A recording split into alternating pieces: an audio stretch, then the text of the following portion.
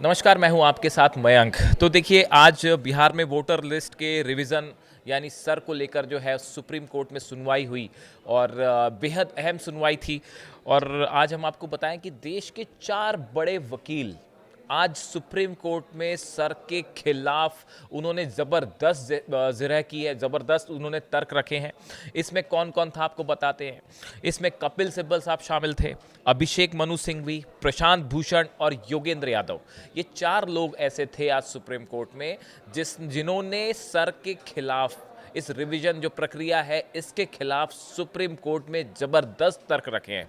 हम एक एक करके आपको बताते हैं कि ये देश के 4 बड़े वकील आज इन्होंने सुप्रीम कोर्ट में क्या कहा। सबसे पहली बात करते हैं कपिल सिब्बल की। याचिकाकर्ताओं की तरफ से वकील है।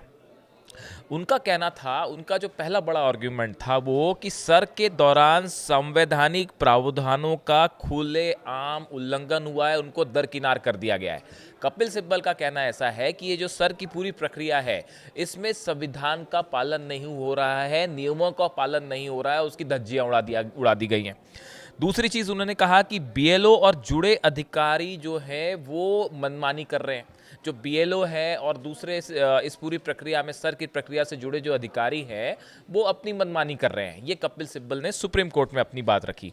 उन्होंने एक इंटरेस्टिंग फैक्ट और बताया। उन्होंने कहा कि एक जिले में 12 लोगों को जीवित दिखाया गया जबकि वे मर चुके हैं। ये उन्होंने एक बात सामने रखी कि एक जिले में 12 लोगों को जीवित दिखाया गया है वोटर लिस्ट में, जबकि उनकी ऑलरेडी डेथ हो चुकी है।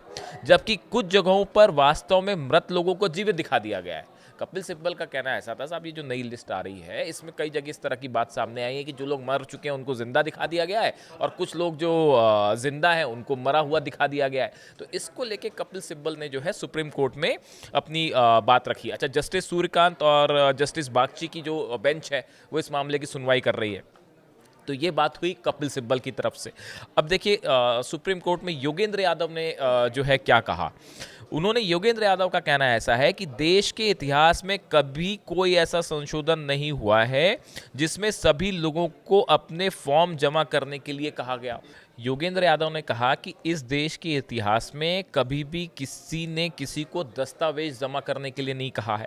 उसके आगे उन्होंने कहा कि 65 लाख से कहीं ज़्यादा लोग हैं जिनका बहिष्कार हो रहा है, यानी जिनका नाम कट रहा है वोटर लिस्ट से। और उन्होंने कहा कि ये अभी संख्या आगे और बढ़ जाएगी और आगे इसमें और इजाफा हो सकता है। उसके साथ ही उन्होंने ये कहा कि ये सर के क्रियान्वयन की विफलता नहीं है। उन्होंने कहा कि ये जो प्रोसेस हो रहा है ये इसकी विफलता नहीं है, बल्कि ये एक प्लानिंग है, एक बड़ी योजना है और जहां भी आप उसे लागू करेंगे वहां उसका यही परिणाम होगा। चाहे आप वेस्ट बंगाल में लागू कर दीजिए, चाहे यूपी में लागू कर दीजिए, चाहे कहीं और लागू कर दीजिए, उसका नतीजा यही होगा जो बिहार में हो रहा है। बड़ी संख्या में जो है वोटर लिस्ट से नाम हट रहे हैं।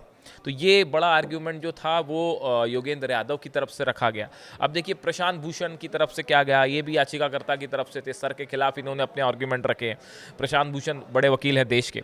इनकी तरफ से कहा गया कि हमें प्रारूप नामावली में बड़ी संख्या में मृत व्यक्ति मिले जो वास्तव में जीवित है। ये देखिए, इन्होंने भी वही बात कही जो कपिल सिब्बल कह रहे हैं कि साहब, उन्होंने कहा कि हमने जो नई लिस्ट निकाली और जब हमने जांच की इसकी, तो इसमें पता चला कि बड़ी संख्या में ऐसे मृत व्यक्ति मिल गए, मतलब उसमें कई लोगों को डिक्लेयर कर रखा है डेथ जबकि वो जीवित है। तो ये अपने आप में जो है एक बड़ा इसमें जो खामी उन्होंने की तरफ से बताई। उन्होंने कहा हमें एक ही पते पर 300 ऐसे ही लोगों के नाम मिले हैं।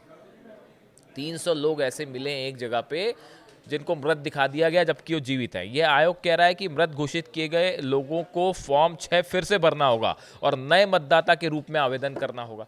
तो प्रशांत भूषण की तरफ से भी जो है वो आर्गुमेंट्स, इसमें जो खामियां हैं खासकर, और ये बड़ा सवाल उठा कि भाई कहीं जिंदा को मरा घोषित कर दिया और मरे को जिंदा घोषित कर दिया। ये कपिल सिब्बल ने भी बात रखी और यही बात जो है वो प्रशांत भूषण की तरफ से भी रखी गई। अब देखिए, चौथे बड़े वकील हैं, इनकी बात करते हैं, अभिषेक मनु सिंघवी। इनका आर्ग्यूमेंट थोड़ा सा अलग है। अभिषेक मनु सिंघवी ने कहा कि जो पूरी प्रक्रिया है ये अधिकार क्षेत्र के बाहर ही है। ये उन्होंने कहा कि अधिकार क्षेत्र के बाहर है चुनाव आयोग के। नागरिकता का निर्धारण एक ऐसी प्रक्रिया है जो चुनाव आयोग के अधिकार क्षेत्र में नहीं आती। वे चुनाव से 2 महीने पहले ये नहीं कह सकते कि हम कर रहे हैं सर और हम इसको हटा देंगे। ये चुनाव आयोग के अधिकार क्षेत्र के बाहर ही नहीं आता कि आप सब चुनाव के 2 महीने पहले आप ये पूरी प्रक्रिया शुरू कर दें। नागरिकता के आधार पर लोगों को हटाने के लिए एक प्रक्रिया का पालन करना होता है। उन्होंने कहा कि भाई नागरिकता के आधार पर किसी को आप ऐड कर रहे हैं लिस्ट में या हटा रहे हैं, इसकी एक पूरी प्रोसेस है जो कि टाइम टेकिंग प्रोसेस है, उसका पालन करके उसको किया जाना चाहिए। ऐसा नहीं हो सकता कि जब आप चुनाव होने वाला उसके 2 महीने पहले आपने जो है इसमें पूरा परिवर्तन करना शुरू कर दिया। इसको लेके देखिए अलग अलग तरह से ये 4 बड़े वकील हैं देश के, कपिल सिब्बल हैं, योगेंद्र यादव, प्रशांत भूषण, अभिषेक मनु सिंह भी, हमने देखा है इनको अब अलग अलग मुद्दों पर जो है वो ये अपनी हमेशा राय रखते आए हैं। और इस पूरे मामले में लेकिन एक बड़ी 2-3 चीज़ें बड़ी अहम हैं। एक बात तो सुप्रीम कोर्ट ने आज इसमें जब सुनवाई हुई, जस्टिस सूर्यकांत जो हैं उन्होंने कहा कि आधार को निर्णायक सबूत के तौर पर स्वीकार नहीं किया जा सकता।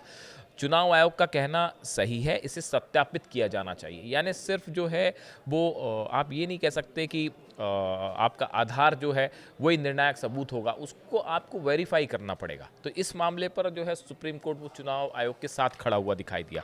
अब देखिए कल इस पर फिर से सुनवाई होनी है। अब सुप्रीम कोर्ट की तरफ से इस पर अब क्या बड़ी चीज़ें होनी है।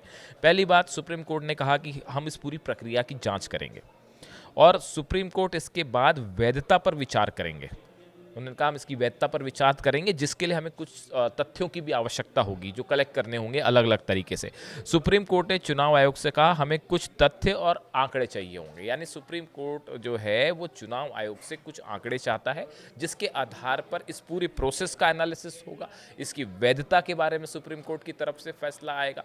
तथ्यों के आधार पर ये समझने की कोशिश होगी कि ये जो पूरी प्रक्रिया हो रही है सिस्टमेटिक तरीके से हो रही है, नहीं हो रही है, क्या इसमें से कुछ ऐसे लोगों के नाम कट जा रहे हैं जो नहीं कटने चाहिए, क्या किसी को ऐसी स्थिति तो नहीं बन रही कि जो मतदान देने का अधिकार है लेकिन वो मतदान नहीं कर पाएगा। तो ये तमाम चीज़ें जो है वो सुप्रीम कोर्ट के सामने हैं।